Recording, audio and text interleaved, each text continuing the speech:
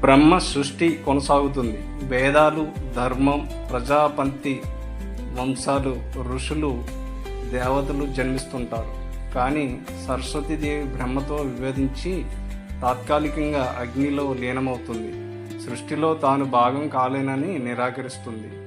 శక్తి లేని బ్రహ్మ ఉన్నాడు కానీ తత్వలేని సృష్టి క్రమంగా కోలాహలంగా మారుతుంది. జ్ఞానం, భాష, సంగీతం, సంస్కృతి నశించే స్థితికి చేరుతుంది. వేదాలు పఠించే ఋషులకు కూడా ధ్వని వినపడడం ఆగిపోతుంది. ఒకప్పుడు భూమి మీద మానవులు వేదాలు మర్చిపోతున్నారు. సత్యం లుప్తమవుతుంది. అప్పుడు దేవతలు శ్రీహరి దగ్గరకు వెళ్తారు. అప్పుడు విష్ణువు చెప్తాడు, శక్తి లేని సృష్టి లోపభూతమవుతుంది. సావిత్రిని మళ్ళీ మేల్కొల్పవలసిందే అని విష్ణుమూర్తి చెప్పాడు. విష్ణువు వారణాసికి వెళ్తాడు.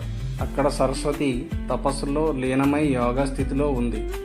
విష్ణువు తన శుద్ధ సంగీతంతో ఆమెను మెల్లగా మేల్కొలుపుతాడు. సరస్వతి మళ్ళీ అవతరిస్తుంది. ఆమె రూపం ఈసారి మరింత పరిపక్వం, గాయత్రి, వాగ్దేవి, విద్యారూపిణిగా ప్రబలించిపోతుంది. ఈ పునరావిర్భావంతో వేదాలు తిరిగి శబ్దాలు పొందుతాయి. సంస్కృతి పునరుత్పాదం అవుతుంది. ఋషులు తపస్సు చేయగలుగుతారు. మానవుల్లో జ్ఞానం, ధర్మం స్ఫురిస్తుంది.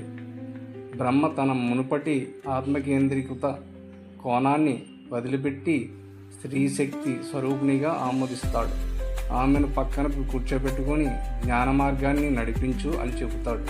అప్పటి నుండి సరస్వతీదేవి విద్యార్థులకు ఉపదేశించే దేవతగా, వేద పఠనానికి మార్గదర్శినిగా, సృష్టికి దిశనిచ్చే శక్తిగా ప్రతిష్ఠింపబడుతుంది.